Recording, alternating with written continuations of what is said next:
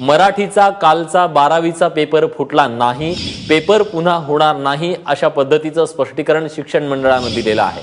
तेव्हा विद्यार्थ्यांसाठी अत्यंत महत्त्वाची ही बातमी खरं तर काल व्हॉट्सअपवरती स्क्रीनशॉट फिरत होते या 12वीच्या मराठीच्या पेपरचे।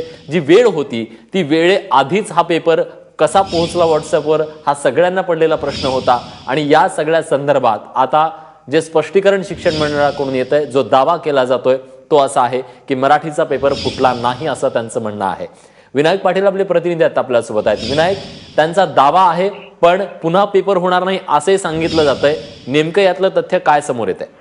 तर नक्कीच ही महत्वाची गोष्ट आहे, कारण पेपर फुटल्याची अफवा पसरल्यानंतर संपूर्ण ते लाखो विद्यार्थी त्यांना चिंता लागली होती की परत एकदा आपल्याला मराठीचा पेपर द्यावा लागतो की काय। मात्र या संदर्भात खुलासा केलेला आहे मुंबई विभागीय शिक्षण मंडळाने। जे अध्यक्ष आहेत दत्तात्रय जगताप यांनी सांगितलेलं आहे की पेपर जो फुटलेला आहे तो 10:46 जो बाहेर आलेला आहे त्या संदर्भात स्क्रीनशॉट आले होते। मात्र जेव्हा पेपर केंद्रावरती जातात, जेव्हा केंद्र मंडळावरती जातात तेव्हा 10 वाजता हा पेपर उघडला जातो आणि तो सुपरवायझरच्या हातात वाटण्यासाठी दिला जातो। आणि शासनाच्या आदेशानंतर 11 वाजता पेपर जरी असला तरी विद्यार्थ्यांच्या हातामध्ये तो 10 मिनिटं आधी पेपर दिला जातो। त्यामुळे तो 10:50चा पेपर कदाचित विद्यार्थ्यांच्या हातात गेल्यानंतर कोणत्या तरी विद्यार्थ्याने हा खोडसाळपणा केला असल्याचं त्यांच्याकडून शक्यता वर्तवली जाते। त्यामुळे ज्या विद्यार्थ्यांनी हा खोडसाळपणा केला त्याच्या मोबाईलमध्ये संबंधित त्याच्या मोबाईलमध्ये जे टायमिंग आहे ते कदाचित 5 मिनिटं मागे असल्यामुळे ते 10:46 असं हे टायमिंग दाखवते। त्या संदर्भात हा खोडसाळपणा केला असण्याची शक्यताही दत्तात्रय जगताप यांनी व्यक्त केली आहे।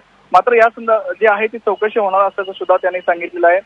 हा जो प्रकार घडलेला या संदर्भात नवी मुंबई सायबर क्राईम आहे, सायबर सेल आहे, त्यांच्याकडे ते तक्रार सुद्धा देण्यात येणार आहे काही वेळानंतर। आणि सर्वात महत्त्वाचं म्हणजे त्यांनी ही घोषणा केली आहे की हा पेपर कुठलाही फुटलेला नसून आता या संदर्भात मराठीचा पेपर परत होणार नाहीये।